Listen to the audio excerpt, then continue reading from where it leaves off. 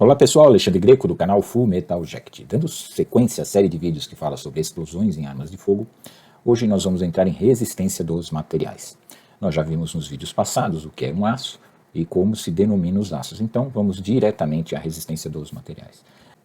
Nós sabemos que a arma de fogo é uma máquina termodinâmica, ou seja, ela executa o trabalho de propelir o projétil através da expansão de um gás, ou seja, uma reação química gera pressão. Essa pressão atua dentro da câmara da arma como vetores de força sobre uma área. Portanto, o que é força dividido por área? Força dividido por área é uma tensão. Então, tensão é a força gerada sobre uma superfície de área. Os materiais que usamos para a fabricação de armas, principalmente dessas partes sujeitas aos grandes esforços gerados pela pressão, são escolhidos de acordo com o seu limite de resistência, ou seja, a tensão que ele suporta sem romper. Logicamente, no projeto da arma, nós não queremos nem que haja uma deformação permanente. Nós queremos que esse material trabalhe na sua zona elástica, né?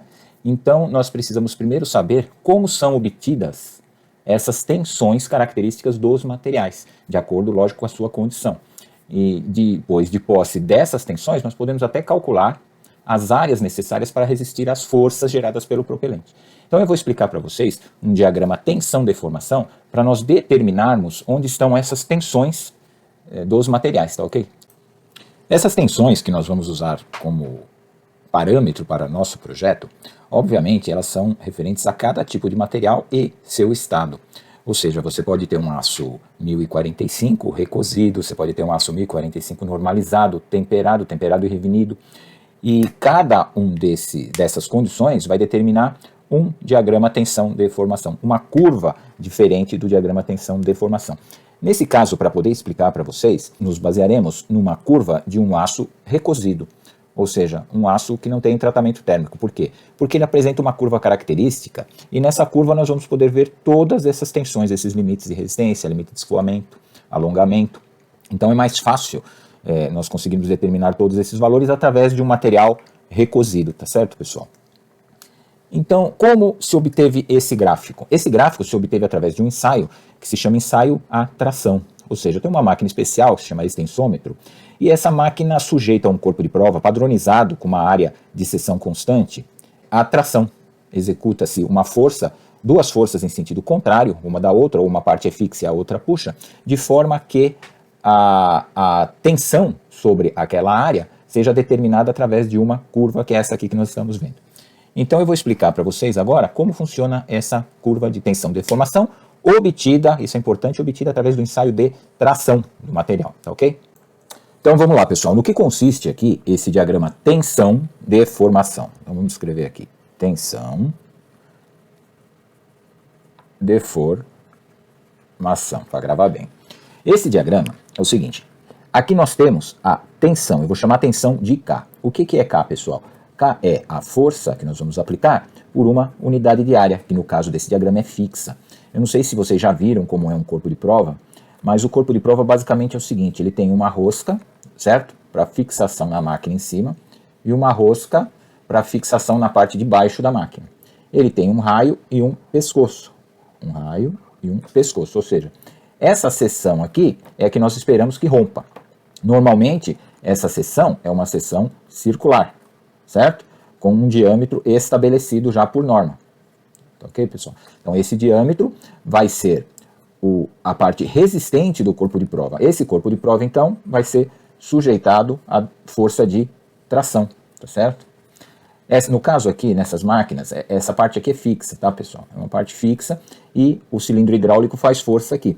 Conforme ele vai fazendo força, tem um sistema gráfico que na própria máquina, hoje são digitais, mas também existe esse analógico gráfico. Ele vai descrevendo, conforme a tensão vai sendo executada sobre a peça, ele vai descrevendo esta curva, né, até o momento em que se rompe.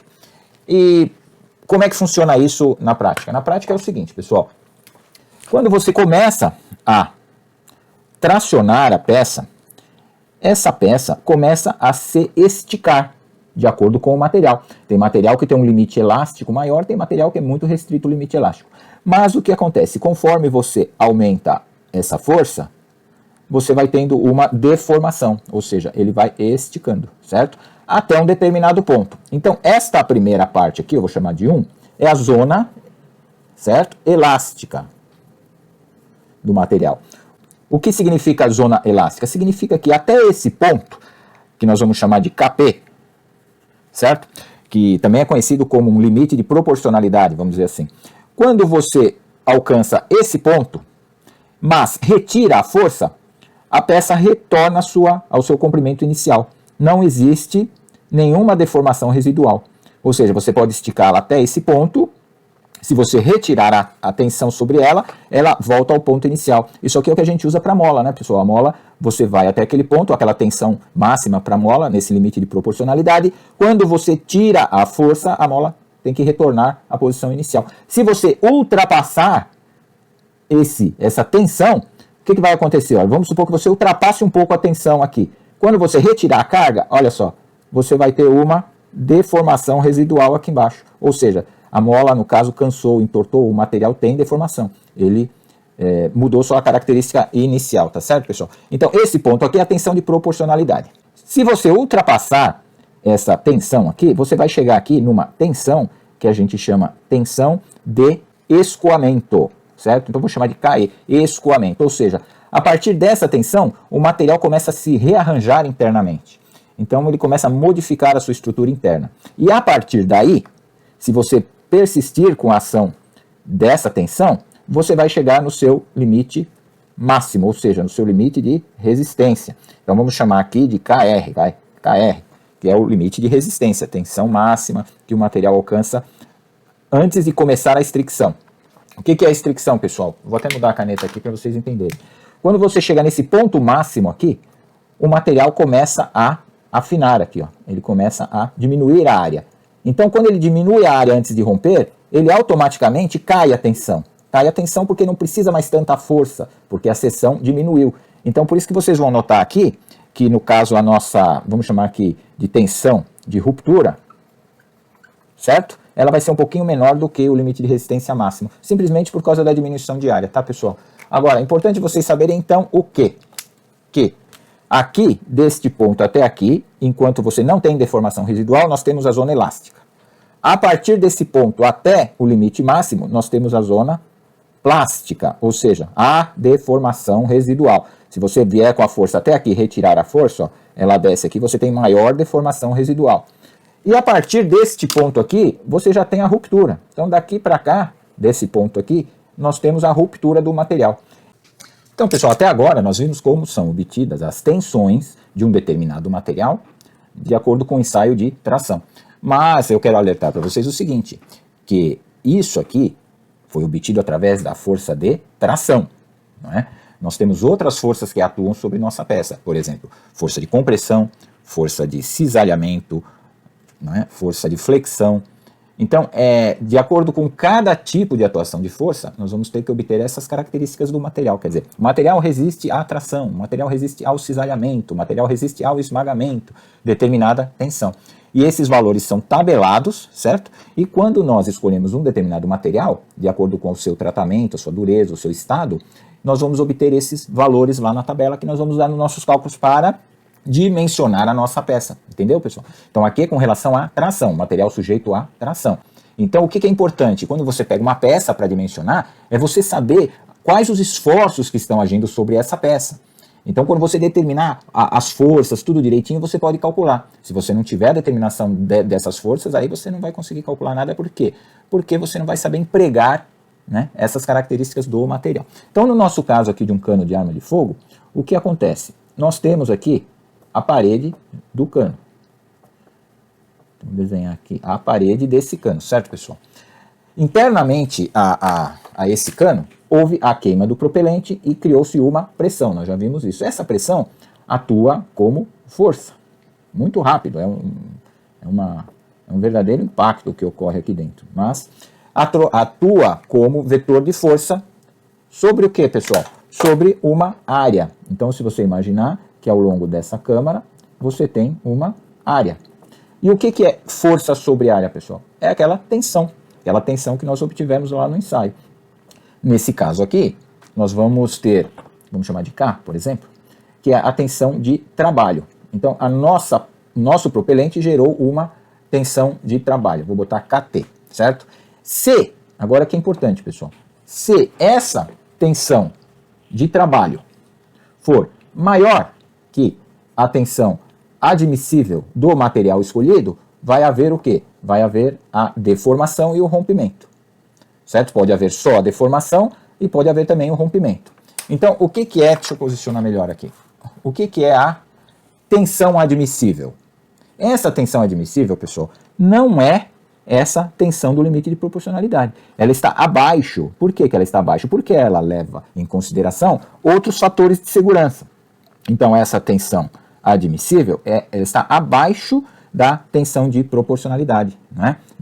Da zona elástica. E como que você obtém essa tensão admissível do material? Você obtém através de fatores, por exemplo, fatores de segurança com relação ao tipo de aplicação da carga. Se a carga for aplicada lentamente, como é o caso do ensaio à tração, você vai ter uma tensão admissível. Mas no caso da arma, que é uma verdadeira impacto causado, essa tensão admissível vai cair mais ainda. Então você vai trabalhar com valores mais baixos. Tá certo, pessoal? Então, uma vez determinada essa tensão admissível do material para tração, ou uma vez estabelecida a tensão a cisalhamento, tensão a esmagamento, então, de posse dessas tensões admissíveis é que nós vamos fazer o cálculo aqui. Então, a nossa tensão de trabalho tem que estar sempre menor do que as tensões admissíveis. Senão, nós vamos ter deformação da câmara e rompimento da câmara. É muito simples, pessoal, é o que eu digo desde o começo. Logicamente, se essa tensão de trabalho for superior a esta limite de resistência máximo, nós vamos ter ruptura. Se ela ultrapassar esse limite de tensão admissível, nós vamos ter deformação plástica, nós vamos ter o estufamento do cano.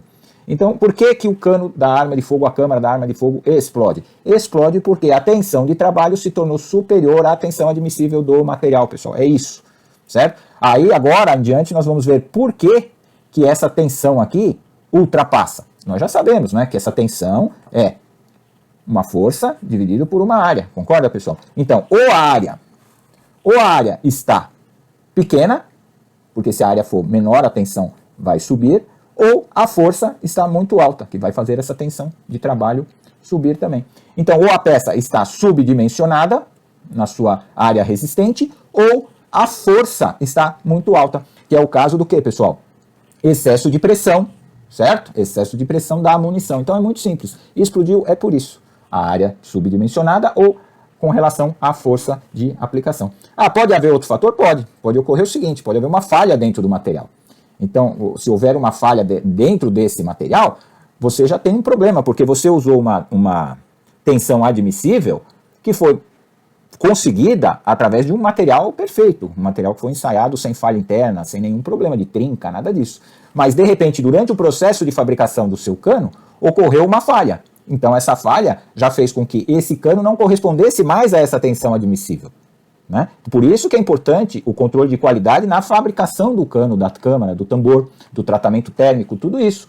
Porque se você alterar e abaixar essa tensão admissível sem saber, você vai poder realmente causar um acidente e uma explosão da arma. Então esse é o início para a gente entender, né, por que uma arma explode. Então basicamente a arma explode por dois motivos. Ou porque excedeu a força sobre a área, ou porque a área foi subdimensionada com relação àquela força, muitas vezes por um problema interno do material, tá certo, pessoal? Então o material foi, por exemplo, é muito comum, você para alcançar o maior limite de resistência e ter essa zona aqui aumentada, você faz o tratamento térmico. Só que durante esse tratamento térmico, o que acontece? Uma falha, né? Ou uma falha, uma trinca interna, um problema interno do material, e você não faz um teste nesse material, porque normalmente esses ensaios são destrutivos, os ensaios que não são destrutivos, você consegue fazer através de ultrassom, através de magnafluxo, de uma série de outras coisas, mas você imagina fazer em todas, 100% das armas, que é o correto, mas eu não sei se todos os fabricantes fazem. Então, de repente, sai uma arma com um problema interno no material, e aí ocorre essa questão aqui, a explosão da arma. Isso nós vamos ver mais para frente com mais detalhes para a gente poder entender melhor. Agora é só uma entradinha com relação ao diagrama tensão-deformação, tá certo, pessoal? Pessoal, mais uma vez o vídeo ficou longo, eu vou cortar e no próximo vídeo a gente continua essa explicação sobre explosões em armas de fogo, né, pessoal? Pessoal, eu estou passando isso para vocês, estou explicando essa parte técnica, porque a arma de fogo não é brincadeira, né, pessoal? Nós estamos lidando com explosivos, estamos lidando com propelentes, e isso pode tirar vidas, né? Os acidentes podem acontecer. Então, quanto mais nós conhecermos a arma de fogo, maiores as chances de não ocorrerem acidentes, certo, pessoal? Espero que vocês tenham gostado desse vídeo. Se você gostou, deixe o seu like, inscreva-se no canal, ative lá o tal do sininho. E até a próxima, pessoal, onde veremos a continuação desse assunto. Um abraço.